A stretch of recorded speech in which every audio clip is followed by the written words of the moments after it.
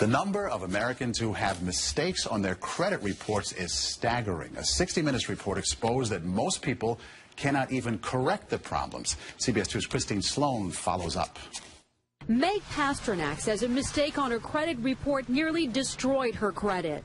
We had to present so much documentation to say this wasn't ours, and then we still had to pay something to get rid of it. Pasternak says it took months to resolve the problem. You feel kind of helpless because they got you under the gun if you need to get a new car or a house or for anything. Pasternak is not alone in her frustration. A new government study finds up to 40 million Americans have mistakes on their credit reports. But an investigation by Steve Croft on 60 Minutes finds most people get nowhere trying to correct an error. Ohio's Attorney General tells Croft that is a clear violation of a federal law. The federal law says that if you believe that there is a mistake, you can go to them and they have an obligation to do a reasonable investigation.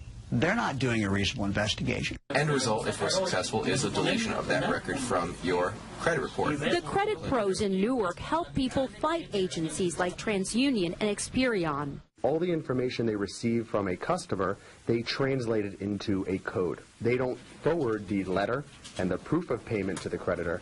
They just forward the 3-digit code. So the best way to protect yourself? Go directly to the creditor rather than going to the credit bureau themselves. Another good habit to get into, check your credit report periodically to make sure there are no changes. In Clark, New Jersey, Christine Sloan, CBS 2 News. And like 60 Minutes, we were unable to get an actual person at the 3 credit reporting agencies.